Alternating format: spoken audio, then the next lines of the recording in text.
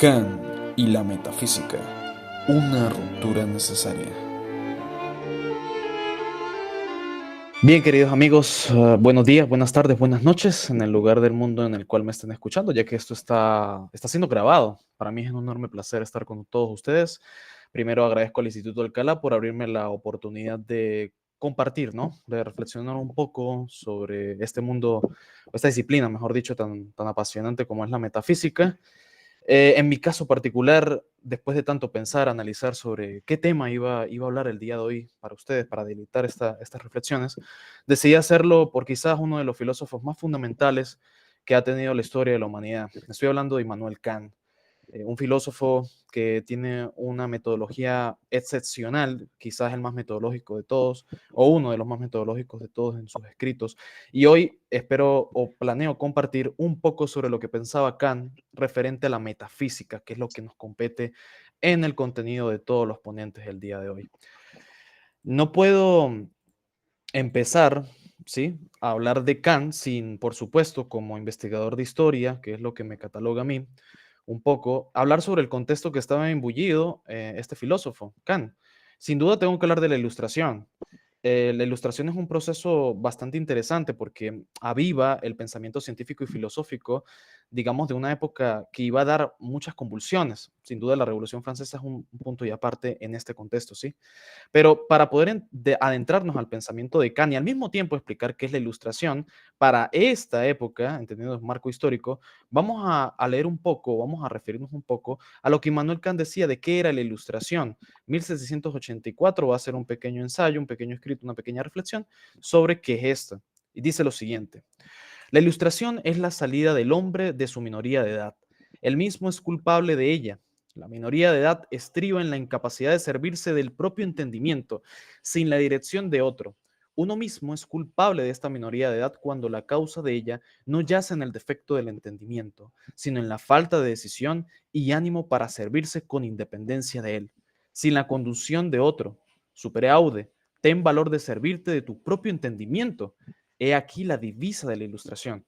La mayoría de los hombres, a pesar de que la naturaleza los ha librado desde tiempo atrás de conducción ajena, permanecen con gusto bajo ella a lo largo de la vida, debido a la pereza y a la cobardía. Por eso les es muy fácil a los otros erigirse en tutores. Es tan cómodo ser menor de edad. Si tengo un libro que piensa por mí, un pastor que reemplaza mi conciencia moral, o un médico que juzga acerca de mi dieta y así sucesivamente, no necesitaré del propio esfuerzo. Con solo poder pagar, no tengo la necesidad de pensar. Otro tomará mi puesto en la fastidiosa tarea, como la mayoría de los hombres. Tienen por peligroso el paso a la mayoría de edad.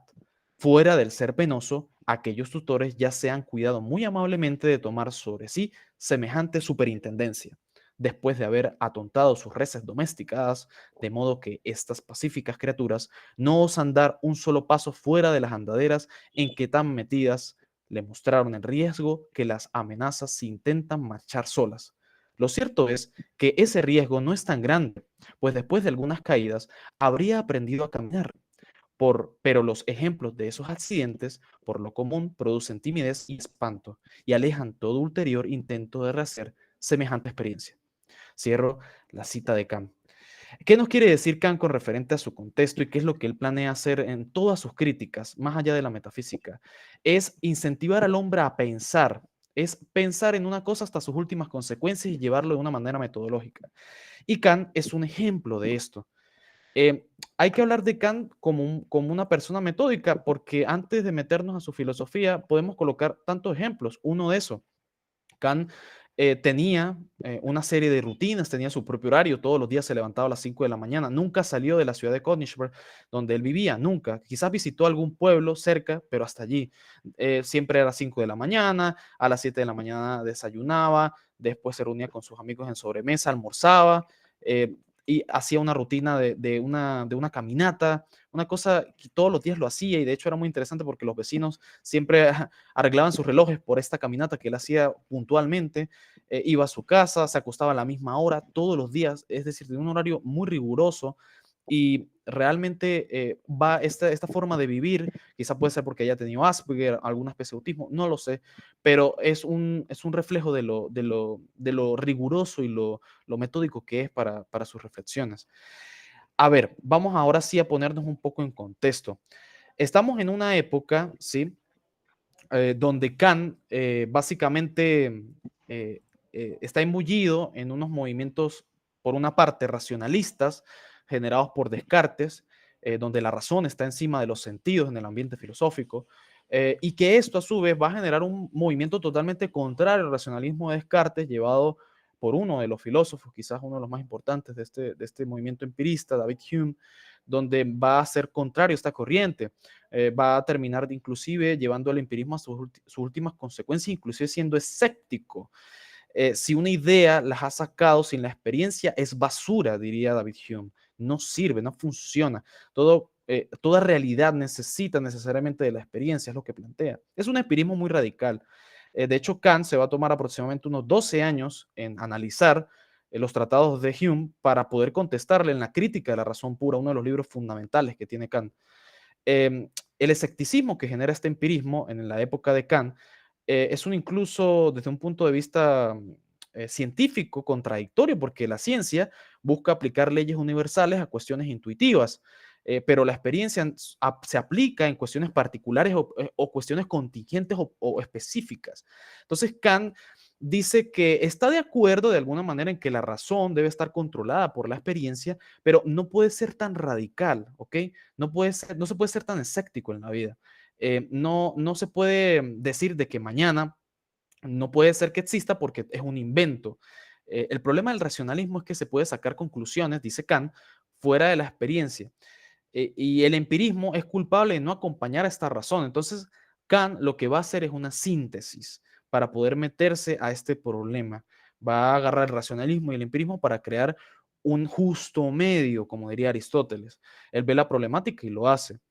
Em, por supuesto, acá en este movimiento de la ilustración, fíjese que también conectando con el principio de esta ponencia, yo debo rescatar a Rousseau, porque cuando estábamos leyendo el prólogo de Kant en Crítica de la Razón Pura, eh, él dice lo siguiente: sobre nosotros mismos callamos.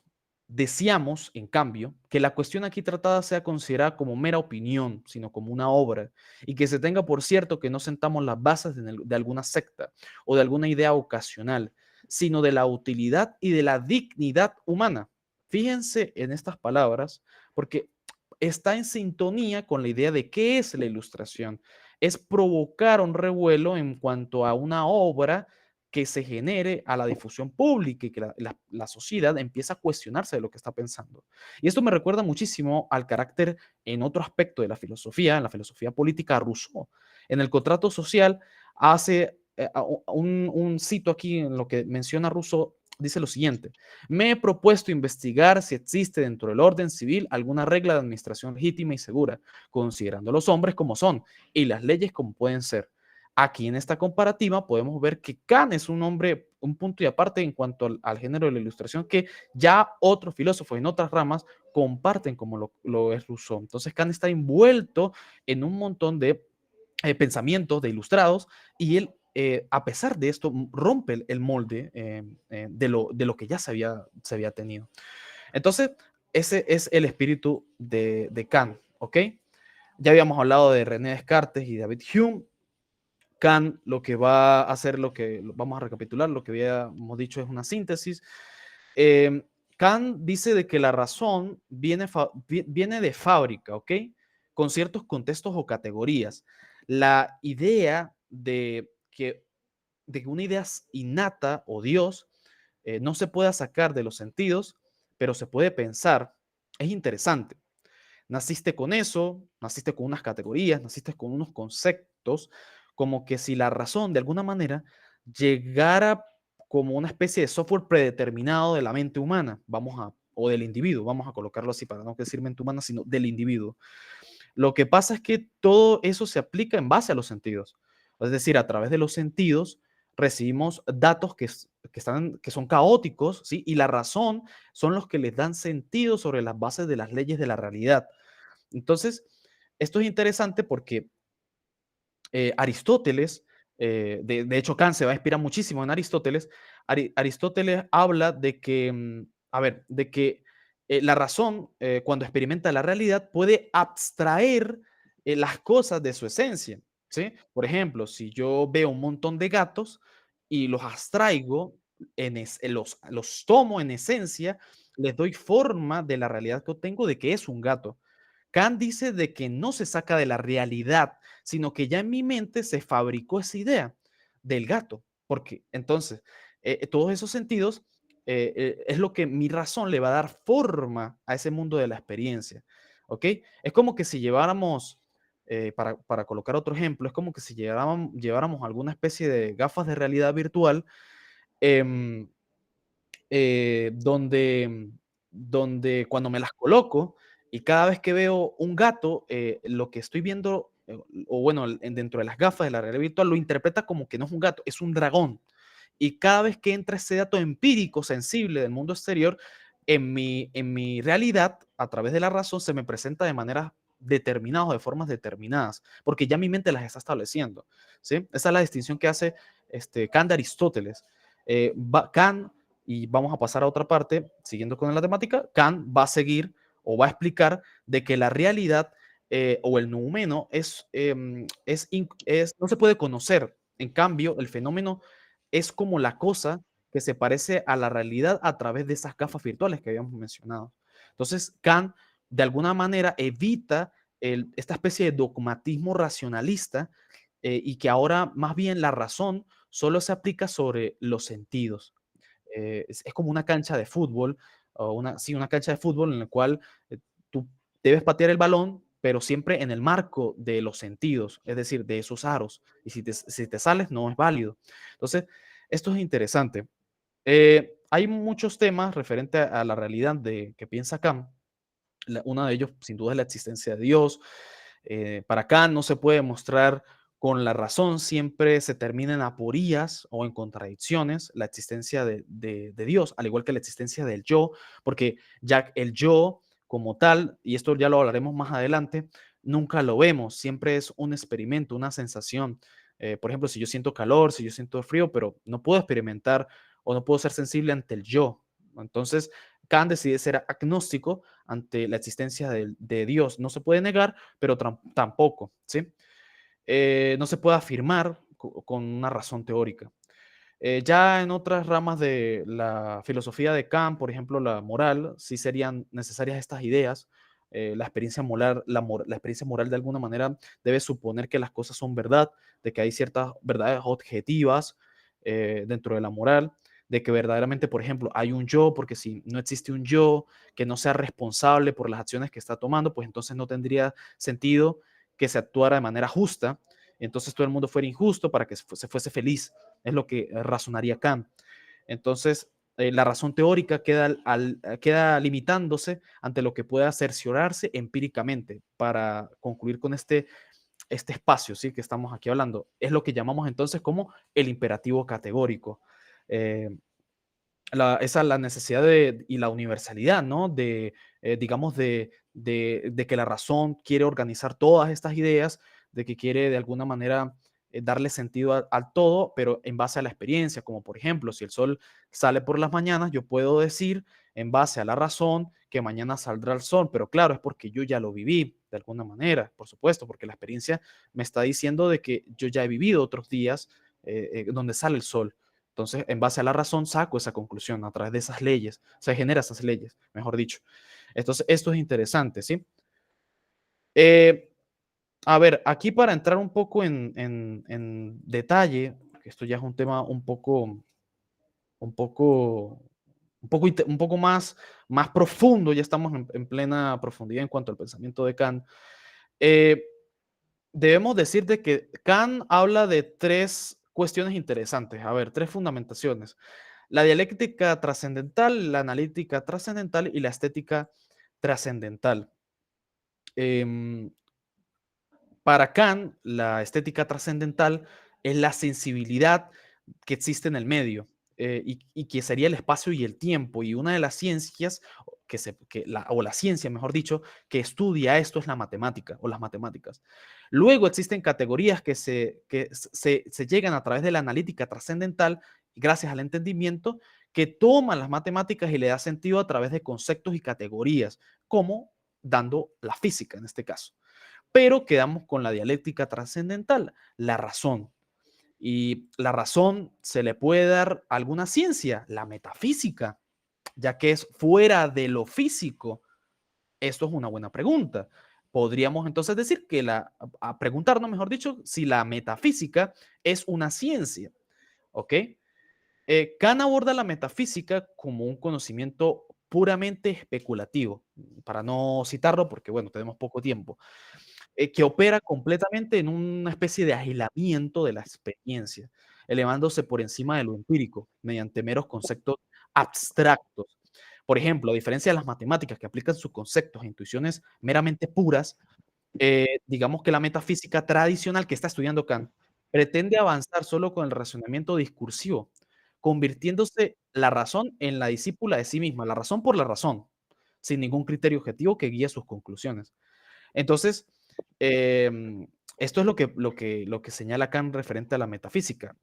Hace una respuesta muy rotunda. No, la metafísica no puede ser una ciencia. Sin embargo, esta longevidad de la metafísica no es señal de éxito, sino más bien de un fracaso sistemático, vamos a mencionarlo de esta manera. Cuando la razón intenta conocer realidades a priori que solo pueden conformarse por la experiencia, inevitablemente se atasca en contradicciones y disputas interminables. Kant observa que hay ¿cómo podríamos decirlo? Una especie de ciencias como la física que progresan mediante métodos muy rigurosos. En cambio, la metafísica sigue dando vueltas en círculos, donde se repiten los mismos errores una y otra vez. Esto ocurre porque se ignora la lección fundamental llevada por Kant de que es a través de la experiencia que se obtiene el conocimiento y que la razón le da sentido.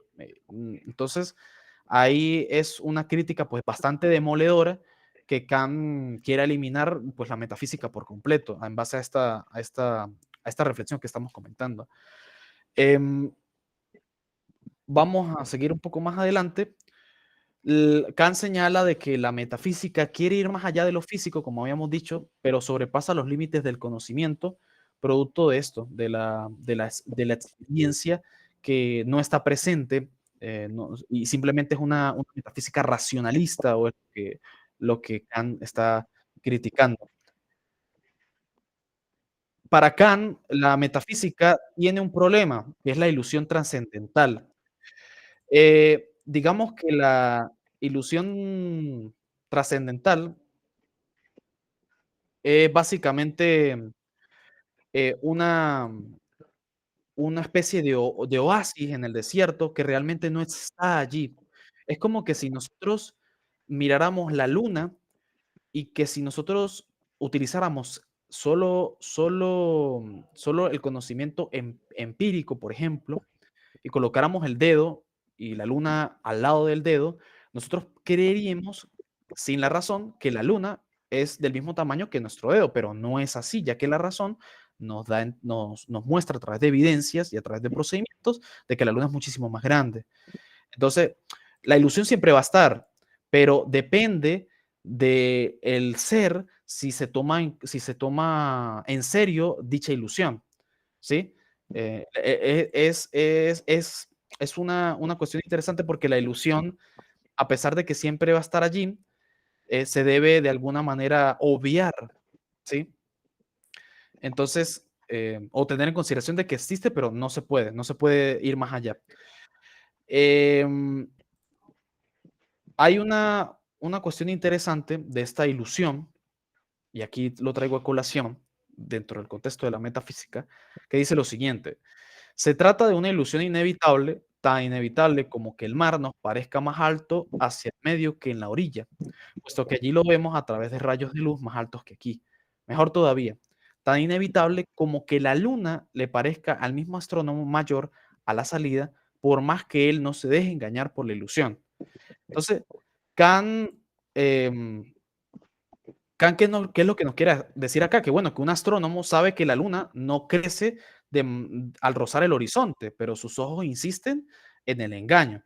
Así es como el mar se curva ante nosotros, es una mentira óptica, ¿sí? O como cuando estamos en la playa, que desafía pues toda explicación racional. Entonces la mente humana empieza a tropezarse con un espejismo, ¿sí? Que la razón debe desmascarar, pero que no logra disipar del todo. Entonces, hay errores que se persisten en lo que está en la realidad y que no es tan difícil, no es tan fácil discernir entre estas ilusiones. No se tratan de simples fallas de las perspectivas, sino de ilusiones que se construyen o que de alguna manera están arraigadas en la propia manera de estar en un mundo como un ser vivo. Esa sería la síntesis de esta cita.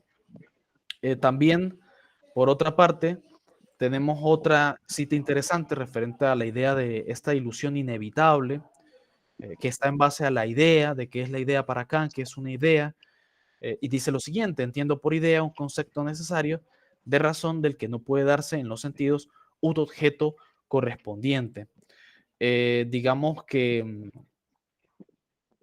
Kant habla de que la razón se debe pasar del límite de lo sensible para, pero al mismo tiempo debe estar incluyendo la realidad verdadera que llega a través de los sentidos, porque si no se fracasa en cuanto a decir esta es la realidad que nosotros tenemos, ¿sí? Em, el cuestionar la realidad, ¿sí? Es lo que Kant nos llama en esta cita, puesto que la idea de un objeto probablemente pueda tener una especie de ilusión. El pensador debe evitar creérsela en base a una serie de principios de ese objeto que está pensando de que puede tener una ilusión. El pensador podría ver que una sombra es grande, ¿sí? Pero al voltear resulta que es un perro, es un gato, que está muy cerca de la lámpara que genera esa sombra. Entonces, es cuestión de que el pensador esté consciente de esto. Eh, para ya ir finalizando, para no extenderme un poco más de lo que debo ser, yo creo que en cuanto a Kant, en Crítica a la razón pura, sin duda, y en otros libros, critica muchísimo a Golf, muchísimo, muchísimo, porque Christian Golf, un filósofo contemporáneo, o casi contemporáneo a Kant, filósofo alemán, era el filósofo racionalista metafísico de la época, ¿sí? Y digamos que la crítica kantiana a Golf trasciende eh, lo meramente metodológico. Yo creo que ahí él trata de debatir de que Golf está de alguna manera reduciendo todo a, a tres conceptos fundamentales en donde se rige la metafísica: el yo, el mundo y Dios. Ahí, eso es lo que Kant destaca de Golf. Em, en primer lugar, la razón alcanza un concepto que siempre representa la función del sujeto y nunca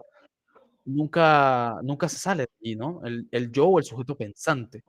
En segundo lugar, la razón está incluida en una noción de unidad absoluta, con unos fenómenos, una serie de causas incruzadas, esta idea del mundo en su totalidad, la existencia del mundo, ¿no? Y por último, aquello que se sale de todos los límites, donde la razón alcanza la idea de una totalidad. Esta idea no puede ser nada menos que el ser de todos los seres, Dios. Para Kant, el problema de estas tres ideas llevadas por Goff a través de la metafísica racionalista es que ninguna de estas tiene una correlación empírica, porque nunca se da o nunca se sustenta a través de la sensibilidad de la totalidad, ¿sí? De este modo, digamos que el conocimiento realmente queda en nada cuando se afirma solamente con la razón pura, el yo, el mundo o Dios, porque son ideas vacías, sin correlato sensible. Para Kant, él trata de demostrar que hay distintas aporías. Recordemos que una aporía es un argumento que presenta una dificultad de orden lógico o que tiene problemas al momento de ser racionalizados o que parece imposible. en las que cae la razón, en este caso las aporías que señala Kant, cae una serie de razones metafísicas cuando se quiere justificar alguno de estos tres objetos dentro de la realidad. El metafísico del yo, por ejemplo, como un alma simple, como un alma sustancial, como eso de ser inmortal, pero haciendo esto de alguna manera para Kant se está abusando de las categorías del entendimiento porque se le está aplicando al sujeto cuando en la realidad no tenemos ninguna experiencia sensible de qué es el yo, como habíamos dicho más o menos al principio de esta ponencia. Por ellas mismas no se dice nada. También cuando quiere hablar del mundo, el metafísico no para de caer en contradicciones. Y es que Kant pues, va a presentar una serie de, digamos, antinomias, se conoce como esta forma, antinomias, que son reflexiones en contra del juego lógico que Golf está generando en este racionalismo metafísico. Entonces, esas tres ideas son interesantes. Kant las critica, dice que la metafísica no debe, esa metafísica tradicional, Kant lanza esa línea divisoria. Kant consiste en mostrar de que estos fracasos de lo tradicional, de Santo Tomás de Aquino, de Golf, entre otros, pues son cuestiones de racionales y estructurales.